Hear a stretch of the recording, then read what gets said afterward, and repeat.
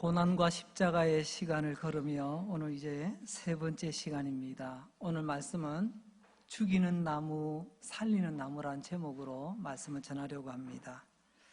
우리가 죽는 이유도 나무 때문이고 우리가 다시 사는 것도 나무 때문이라는 이야기입니다. 성경은 우리에게 분명히 말씀합니다. 모든 인간은 반드시 죽는다. 모든 인간 아니냐? 저도 포함이 됩니다. 여러분도 포함이 됩니다. 우리 모두는 반드시 죽게 되어 있습니다. 그런데 더 슬픈 것은 죽음으로 끝이 아니라 죽음 이후에는 하나님의 심판이 있다고 합니다. 천국이냐, 지옥이냐. 모든 인간은 반드시 죽고 죽음 이후에 하나님의 심판이 있다. 하지만 우리 예수님 때문에 우리는 이 비참하고 참담한 삶에서 벗어나 기쁨과 소망 가운데 우리가 달려갈 수 있게 되는 것입니다. 여기서 우리는 이런 질문을 던지게 됩니다. 첫째, 인간은 왜 이런 존재가 되었을까? 두 번째는 이런 인간에게 구원의 길, 생명의 길은 있는가? 그리고 세 번째는 있다면 그것은 무엇인가? 이것은 굉장히 중요한 질문입니다. 성도는, 교회는 날마다 이 질문을 던져야 하며 또 이 질문에 답할 수 있어야 합니다. 요점을 정리하자면 로마서 5장 17절 말씀으로 대신할 수 있을 것 같습니다. 한 사람의 범죄로 말미암아 사망이 그 한 사람을 통하여 왕노릇하였은즉 더욱 은혜와 의의 선물을 넘치게 받은 자들은 한 분 예수 그리스도를 통하여 생명 안에서 왕노릇하리로다. 무슨 말이죠? 한 사람 때문에, 한 사람의 범죄 때문에 세상에 죽음이 들어왔다는 말씀이죠. 원래 세상에는 하나님께서 죽음이 없었습니다. 하나님께서 죽음을 만들지 않으셨어요. 그런데 한 사람 때문에 죄가 들어오고 그 죽음을 따라, 죄를 따라 죽음이 따라 들어오게 된 거죠. 어디에요? 이 세상에 말입니다. 그리고 이 세상에 살아있는 내 몸속에도 들어왔습니다. 그래서 우리는 때가 되면 죽음을 맞이할 수밖에 없습니다. 그런데 한 분 때문에, 이 한 분을 통하여 죽음이 왕노릇한 이 세상에 생명이 들어왔다라고 말씀하시네요. 우리 성경에는 앞에는 한 사람, 뒤에는 한 분이라고 우리 성경은 그렇게 표현을 하고 있습니다. 하지만 원어 성경에는 한 분, 한 사람 이렇게 되어 있지 않고 똑같이 하나 이렇게 되어 있습니다. 헤이스라는 헬라어로 하나인데요. 직역을 하자면 하나 때문에 죄가 들어왔고 죽음이 들어왔고 또 하나 때문에 그 세상에 생명이 들어왔다 이런 말이에요. 앞에 하나는 뭐죠? 앞에 하나, 헤이스는 바로 아담입니다. 아담 하나 때문에 이 세상에 죄가 들어오고 그 죄를 따라 죽음이 따라 들어왔다는 거죠. 뒤에 하나는 바로 예수 그리스도를 말하죠. 예수 하나 때문에 죄와 죽음이 왕노릇하며 인간을 비참하게 만든 이 세상에 생명이 들어왔다는 것입니다. 그 생명은 바로 영생의 생명, 우리는 구원이라고 말합니다. 오늘 주제로 말하겠습니다. 오늘 주제는 크게 두 가지를 전하려고 합니다. 첫째는 아담 하나 때문에 또 그 아담과 관련된 어떤 나무 때문에 인간이 죽게 되었다라는 겁니다. 두 번째는요, 예수님 하나 때문에, 즉 그 예수님과 관련된 어떤 나무 때문에 우리가 살았다, 그 말씀을 오늘 드리려고 하는 겁니다. 첫 번째 주제, 인간을 죽이는 나무가 있습니다. 다시 말하자면 인간은 그 나무 때문에 죽었다 해도 과언이 아니라는 겁니다. 아담 하나, 그 아담과 관련된 그 어떤 나무 하나 때문에 모든 인간이 죽게 되었습니다. 그 하나 때문에 죽음이 이 세상에 찾아오게 된 거죠. 그 하나는 바로 아담이었습니다. 자, 그렇다면 여러분, 그 아담과 관련 있는 나무는 어떤 나무인가요? 아시다시피 바로 선악을 알게 하는 나무입니다. 창세기에 나오죠. 하나님께서 세상을 창조하셨습니다. 이 세상은 똑똑한 어떤 과학자들의 말처럼 우연히 저절로 생겨난 세상이 아닙니다. 성경은 우리에게 분명히 말씀하십니다. 하나님이 세상을 창조하셨다고 선포하고 계십니다. 이 말씀은 과학자들, 지식인들, 많은 사람의 지지와 동의를 요구하지 않습니다. 하나님의 일방적 선언입니다. 그리고 동시에 하나님은 인간을 창조하셨습니다. 하나님은 흙으로 인간을 만드시고 그 코에 생기를 불어넣으셨다라고 말씀하십니다. 그래서 살아있는 존재가 되는 거죠. 계속되는 이야기의 주어는 바로 하나님이십니다. 하나님이 세상을 창조하셨고 하나님이 흙으로 인간을 만드셨고 하나님이 그 흙덩어리에 코에 생기를 불어넣어 살아있는 존재가 되게 하셨다. 이 말은 곧 인간은 하나님으로부터 나온 존재, 즉 피조물이라는 말이죠. 하나님으로부터 나왔다. 이걸 아는 게 우리의 본분입니다.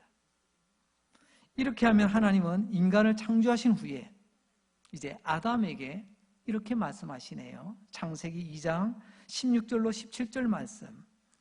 여호와 하나님이 그 사람에게 명하여 이르시되 동산 각종 나무의 열매는 네가 임의로 먹되 선악을 알게 하는 나무의 열매는 먹지 말라. 내가 먹는 날에는 반드시 죽으리라 하시니라. 물론 따먹은 것은 하와지만 나중에 아담도 먹습니다. 근데 성경은 하와라고 하지 않고 아담이라고 계속해서 말씀하십니다. 왜냐하면 아담의 대표성 때문에 그렇습니다. 그래서 오늘 말씀은 성경의 이 말씀을 따라 아담이라고 지칭을 하겠습니다. 동산에 있는 모든 나무 실과는 마음대로 먹어도 된답니다. 그런데 너는 선악을 알게 하는 나무에 그 열매는 먹어서는 안 된다라고 말씀하셨어요. 왜 그럴까요? 그 나무의 이름이 알려줍니다. 선악을 알게 하는 나무. 진짜 선과 악, 잘했다, 잘못했다 이런 판단할 수 있는 유일한 분은 하나님이십니다. 그런데 우리가 이것이 선하다, 악하다라고 말할 수 있는가? 이 판단의 최종 근거는 하나님께 있다는 말씀입니다. 우리는 지금까지 남을 판단하고 정죄하는 일을 너무 쉽게 해왔습니다. 그리고 내 생각이 옳은 줄 알았어요. 내 판단이 옳은 줄 알았습니다. 그러나 여러분, 하나님 앞에서 잘 생각해 보십시오. 우리의 선악에 대한 판단은 전부 다 죄입니다. 하나님이 옳다 하셔야 옳은 건데 내가 옳아야 옳은 줄 알았어요. 하나님이 아니다 하면 아닌 건데 내가 아니면 아닌 줄 알았어요. 하나님 그것을 죄라고 말씀하십니다. 남을 비난하고 험담하는 것이 왜 죄인가? 최종 판단은 하나님께 있는데 말입니다. 이 나무 자체가 바로 하나님께서 하시는 고유의 영역 일이라는 것이죠. 선악을 정확하게 구별하고 판단하신 하나님. 그래서 우리에게 말씀합니다. 너 선을 넘지 마. 선 넘으면 주님의 말씀대로 하자면 죽습니다. 어느 날 뱀, 즉 마귀라는 녀석이 슬그머니 찾아와서 유혹을 합니다. 여러분, 유혹이 쓰디 쓴 유혹이라는 말 들어보셨나요? 쓰면 유혹에 넘어가지 않죠. 유혹은 원래 달콤합니다. 달달합니다.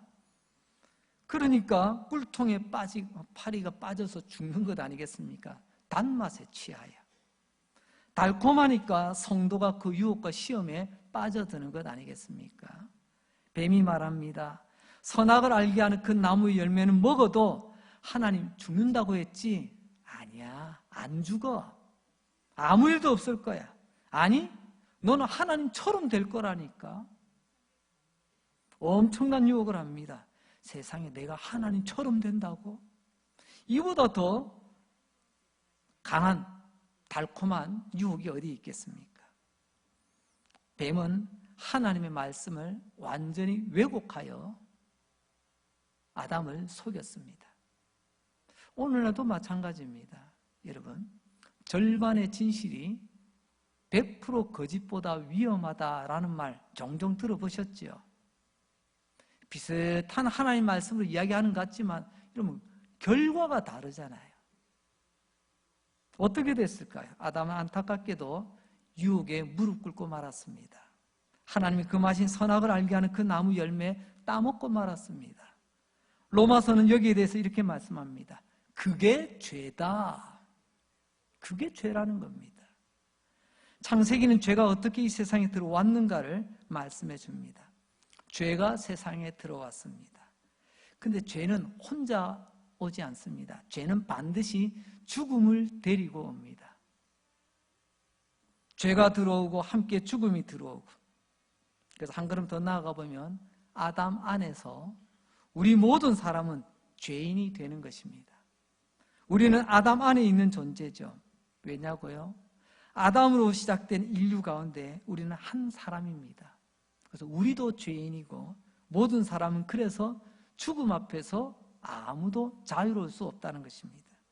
어떻습니까? 이 모든 것이 다 나무 때문 아닙니까? 아담이 하나님 말씀에 순종하지 못하고 유혹에 굴복한 그 나무 때문에 죄가 들어오고 그 죄가 또 죽음을 달고 왔어요. 결국 나무 때문에라는 말은 죄 때문에 인간이 죽게 되었다는 말이죠. 결국 죄 때문에 하나님은 우리에게 죽음이라고 하는 진노, 형벌을 내리게 되었습니다. 여기서 궁금한 게 있습니다. 나무 때문에 죽게 되었다고? 결국 선악을 알게 하는 나무와 관련된 어떤 죄 때문에 인간은 죽음을 맞이하게 된 거죠. 어떤 죄일까요? 아담이 지은 죄가 뭘까요? 가장 특징적인 죄 두 가지를 먼저 말씀드립니다. 첫 번째, 아담이 지은 죄는요, 순종하지 않은 죄입니다. 로마서 5장 19절 말씀입니다. 한 사람이 순종하지 아니함으로 많은 사람이 죄인 된 것 같이 한 사람이 순종하심으로 많은 사람이 의인이 되리라. 난 남 때린 적 없는데요. 난 훔친 적 없는데요. 우린 그런 게 아니면 나는 죄가 아닌 것처럼 생각합니다. 오늘 하나님은 우리에게 말씀합니다. 순종하지 아니한 것이 죄였고 아담이 그것을 우리에게 처음으로 보여주었다는 것입니다. 하나님께서는 선악을 알게 하는 나무 열매 먹지 마라고 했는데, 그리고 따먹는 날이 정령 죽는다고 했는데, 여러분 벌칙이 주어지죠. 페널티가 주어집니다. 근데 그 말씀을 가볍게 여겼습니다. 아담은 순종하지 않았습니다. 결국 이 나무와 관련된 아담의 첫 번째 죄는 순종하지 않은 죄였습니다. 그 시간 이후 아담이 죄를 짓고 그 아담은 죄인이 되고 그 아담의 후손은 다 죄인인 거예요. 이제 아담이 지은 두 번째 죄는 뭐냐? 바로 교만의 죄입니다. 인간은 피조물이고 하나님은 창조주십니다. 인간은 하나님으로부터 나온 존재고 하나님을 의지할 때 진정한 행복을 알게 됩니다. 그렇게 놓고 보면 선악을 알게 하는 나무 열매는 너는 먹지 말라라고 하는 말씀, 피조물이라면 반드시 지켜야 될 하나님의 말씀입니다. 창조주 하나님과 피조물 인간 사이에 지켜야 될 선이 있더라는 거죠. 그 선을 지킬 때 인간은 복됩니다. 그 선 한계를 넘을 때 그 행복은 무너지는 거죠. 그 한계를 넘을 때 인간은 죄를 짓게 됩니다. 여러분, 하나님과 나 사이의 한계를 넘어서는 것, 첫째는 불순종이었고요, 둘째는 교만이라는 겁니다. 교만이 뭐예요? 누가 뭐래도 내가 옳다는 것입니다. 뱀이 뭐라고 했습니까? 아담아, 네가 먹는 날에는 하나님처럼 될 거야. 우리는 아무리 뒹굴어도 하나님처럼 될 수 없습니다. 아니, 하나님처럼 되어서도 안 됩니다. 우리는 언제나 하나님을 의지하고 하나님을 의존하는 피조물이라는 것을 잊지 말아야 됩니다. 우리가 하나님처럼 되는 순간 내 생각이 교만의 뿔을 드러내게 되어 있습니다. 선악을 알게 하는 나무 열매를 먹지 말라라는 것은 바로 한계를 넘어서지 말라는 경고입니다. 우리 분수를 지킨다고 하죠. 자기 한계, 나의 한계를 알아야 합니다. 두 가지 한계가 있습니다. 하나는 뛰어넘는 한계가 있습니다. 극복해야 될 한계. 하나는 내가 감내해야 되는, 받아들여야 되는 한계가 있습니다. 시험에 떨어졌습니다. 열심히 준비했는데 어딘가 좀 부족했나 봅니다. 그래, 여기서 포기하지 말고 한 번 더 다음 기회를 내가 준비해야지. 더 열심히 준비해야지. 이것은요, 한계를 극복하는 모습입니다. 그러나 인간은 피조물입니다. 뱀은 자꾸 우리 유혹하죠. 너는 하나님처럼 될 수 있다고요. 여러분, 내가 하나님의 피조물이며 내가 하나님을 넘어서려고 하는 이런 교만한 마음을 가지는 것, 이거는 한계를 극복하는 게 아닙니다. 그건 스스로 망하는 길이에요. 하나님은 창조주, 나는 피조물. 우리 이것을 인정하고 받아들여야만 하는 한계라는 것입니다. 그래서 아담 어떻게 됐습니까? 따먹고 나니 하나님처럼 됐습니까? 하나님처럼 되는 것은 하나님처럼 영원한 것이 되는 것입니다. 영원. 오히려 죄인이 되었죠. 하나님처럼 영원한 존재가 아니라 죄인일 뿐만이 아니라 이제는 죽을 수밖에 없는 존재가 되고 말았습니다. 이제 두 번째 주제입니다. 인간을 살리는 나무가 있습니다. 첫 번째 주제는 죽이는 나무, 이제 두 번째는 살리는 나무입니다. 다시 말하자면 인간은 이 나무 때문에 살았다 해도 과언이 아닙니다. 살았다는 말은 나무 때문에 내가 생명의 길, 구원의 길을 얻었다는 말이죠. 로마서 5장 19절 다시 한번 읽어봅니다. 한 사람이 순종하지 아니함으로 많은 사람이 죄인 된 것 같이 한 사람이 순종하심으로 많은 사람이 의인이 되리라. 앞에 하나는 아담이고 뒤에는 예수 그리스도시죠. 예수 그리스도 하나 때문에 죄인이 의인 되었답니다. 죄인이 구원을 얻게 된답니다. 예수 그리스도 그분 하나 때문에 죄인이 살 길을 얻게 된다는 것입니다. 여러분, 하나의 순종이라고 말씀했습니다. 그 순종은 어디서 이루어지죠? 가장 빛나는 주님의 순종은 십자가의 순종이었습니다. 아담은 순종하지 못했습니다. 그래서 죄인이 되었고 죽음을 맞이하게 되죠. 그러나 예수님은 순종하십니다. 십자가는 하나님의 뜻, 하나님의 계획 아닙니까? 그래서 예수님은 하나님 아버지의 뜻, 그 계획에 죽기까지 순종합니다. 그래서 바울은 십자가에서 죽으신 그 사건을 순종이라고 표현합니다. 십자가라고 쓰고 순종이라고 읽는 거죠. 여러분, 예수 하나 때문에 우리가 사는 겁니다. 예수 하나가 우리를 살리고 구원하십니다. 무엇으로요? 십자가로 말입니다. 그 나무 십자가. 아담 한 사람 때문에 죄가 들어왔죠. 선악을 알게 하는 그 나무 때문에 말입니다. 교만하게 손을 댔습니다. 그러나 예수 한 분 때문에 우리가 살 길이 열렸습니다. 십자가란 그 나무로 우리는 구원의 길이 열리게 된 거죠. 베드로전서 2장 22절, 오늘 본문의 시작이죠. 그는 예수님을 말씀합니다. 그는 죄를 범하지 아니하고, 예수님은 죄를 범하지 아니한 분이십니다. 예수님은 죄를 범하지 아니하신 분, 즉 죄가 없는 분이십니다. 그런 분이 친히 나무에 달리셨답니다. 베드로는 그 십자가를 나무라고 표현합니다. 베드로는 나무라고 썼지만 우리는 또다시 십자가로 읽습니다. 베드로전서 24절 말씀을 봅니다. 친히 나무에 달려 그 몸으로 우리 죄를 담당하셨으니 이는 우리로 죄에 대하여 죽고 의에 대하여 살게 하려 하심이라. 그가 채찍에 맞음으로 너희는 나음을 얻었다. 예수님이 나무에 달리셨습니다. 예수님이 달리신 그 나무가 십자가라는 나무입니다.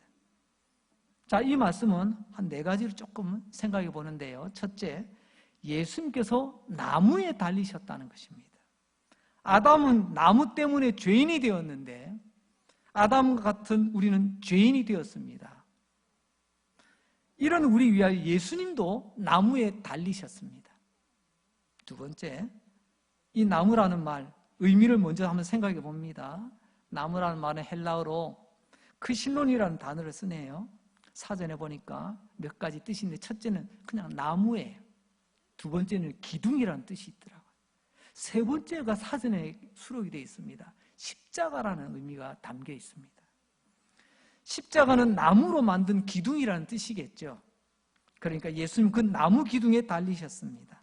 그 나무 기둥, 십자가, 거기에 달리셨다라는 말은 죽으셨다는 말이죠. 두 번째로 예수님 친히 달리셨습니다. 나무 기둥에 달리셨는데 예전에 우리 양반네들, 우리 선교사님들이 오셔가지고 서구에 여러 가지 문화들을 알려주십니다. 그 가운데 운동을, 스포츠를 알려주시는데 뭐 영화로도 나왔더라고요. 야구를 가르쳐 주십니다. 자, 이 막대기를 들고, 이 방망이를 들고 저기 던진 사람이 딱 치면 여기서부터 저기까지 빨리 뛰어가면 우리가 잘하는 겁니다. 한참 설명을 하니까 양반님이 발장을 껴 이야기합니다. 그 왜 그렇게 땀나게 뛰시오? 아래 것들 시키면 될 것을. 당시 우리 양반님들 의식이 그랬습니다. 내가 왜 뛰어? 아랫사람 부리면 되지. 우리 예수님, 내가 왜? 천사, 그 천사 이리 와요. 십자가 요번에 대신 져야 된다고. 시키면 되지 않나요? 오늘 주님 말씀하십니다. 친히, 우리말로 바꾸면 몸소, 당신이 직접 십자가라고 하는 그 나무 기둥에 매달려 죽으셨다는 말씀입니다. 세 번째로는요, 왜냐하면 우리 죄를 담당하시려고. 왜 예수님 몸소 자신의 몸을 십자가에 매다셨는가? 결국 우리 죄를 담당하시려고 그랬다는 것입니다. 이게 십자가라는 나무가 주는 의미입니다. 죄를 담당하시려고. 왜냐하면 예수 아니면 우리 죄를 해결할 길이 없기 때문에 예수님께서 직접 몸소 십자가라고 하는 나무 기둥에 매달려 죽으셨다는 것입니다. 여기서 담당이라는 말을 좀 생각해 봅시다. 이 어려운 말인데요. 담당, 헬라어로 아나페로라고 쓰는데 두 가지 뜻을 담고 있습니다. 첫째는 떠맡았다. 그게 담당이라는 뜻입니다. 예수님께서는 우리의 죄를 떠맡으시려고 어디요? 당신의 몸에 보라 세상제에 지고 가는 하나님의 어린 양이로다. 온 세상에 다 떠맡으셨어. 짊어지셨어. 자기 몸에 우리 죄를 다 떠맡아 십자가 나무 기둥에 매달리셨습니다. 두 번째 담당하다의 뜻은요, 데리고 올라가다. 맨손으로 올라가는 게 아니고요. 예수님이 십자가 위에 우리 죄를 데리고 올라가셨습니다. 하나님 앞에 심판받고 저주받고 십자가 위에서 죽을 나를 데리고 올라가셨습니다. 그리고 거기서 예수님은 저주를 받으셨습니다. 예수님이 저주를 받는 순간 예수님께서 데리고 올라간 나도, 나의 저주도 끝장나게 되는 것입니다. 저주받을 나도 그 저주가 해결된다는 말씀이죠. 이게 담당하셨다는 말의 의미입니다. 떠맡았다, 데리고 올라갔다. 갈라디아서 3장 13절은 우리에게 이렇게 다시 한번 말씀해 주고 계십니다. 그리스도께서 우리를 위하여 저주를 받은 바 되사 율법의 저주에서 우리를 속량하셨으니 기록된 바 나무에 달린 자마다 저주 아래 있는 자라 하였습니다. 예수님 나무에 달리셨습니다. 저주 받으셨습니다. 그런데 놀라운 것은 예수님 저주 받으실 때 여러분 우리도 예수님과 함께 그 십자가에 있다는 것입니다. 예수님이 나무 십자가 저주 받으시는 순간 우리 저주는 끝나는 것입니다.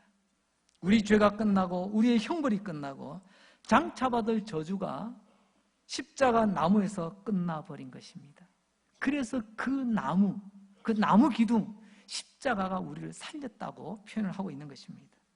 이제 마지막으로 네 번째는요, 그 결과 죄에 대해서는 죽고 의에 대해서는 살아나게 되었다는 것입니다. 우리는 앞서 24절에서 베드로가 이사야서 53장을 인용하는 것을 보았습니다. 예수님의 나무, 예수님 매달린 나무 기둥, 그 십자가를 보면서 베드로가 외친 것, 채찍에 맞음으로 우리가 나음을 얻었도다. 예수님 십자가에 달리셔서 채찍 맞으시고 그것 때문에 우리가 나음을 얻었도다. 채찍에 맞으신 그분 예수, 낫게 된 것은 나 죄인 변역이었습니다. 그분이 채찍에 맞음으로 내가 나음을 얻었도다. 베드로가 이사야서 53장에 이 말씀으로 예수님 몸소 달리신 그 나무 기둥 십자가에서 우리가 나았다고 말씀하고 계십니다. 나았다는 말이 뭐죠? 고침을 받았다, 살아났다는 것을 말합니다. 구원받았다는 말씀이죠. 이런 말이 있습니다. 죄는 불치병이다. 아무도 못 고쳐요. 너도 못 고쳐, 나도 못 고쳐. 그래서 이 불치병을 가진 사람을 우리는 죄인이라고 말하는 것입니다. 죄인이 뭐냐고요? 불치병이에요. 고칠 수 없는 병을 가지고 죽어가는 거예요. 구원이란 이 불치병에서 낫는 것을 말합니다. 보세요. 예수님 달리신 나무 기둥을 통해서 베드로가 뭐라고 외치죠? 그가 채찍에 맞음으로 우리가 나음이라고 하잖아요. 죄는 불치병이고 죄인은 그 불치병에 걸린 사람을 말하는데 구원은 이 병에서 나았다는 것을 말합니다. 세상의 그 어떤 것도 죄라는 불치병에서 우리를 낫게 하지 못합니다. 오직 이 죄라는 불치병에서 우리 건지고 낫게 하실 분은 오직 예수 그리스도 한 분밖에 없으십니다. 그분이 바로 몸소 나무 기둥에 매달려 죽으셨습니다. 그 십자가라는 나무에 매달려 죄라는 불치병을 낫게 하시려고, 이 죄인을 고쳐주시려고 우리 예수님 그 나무 기둥에 매달리셨다는 것입니다. 세상 사람은 그건 모르고 그냥 종교 활동으로만 머물 때도 있고요.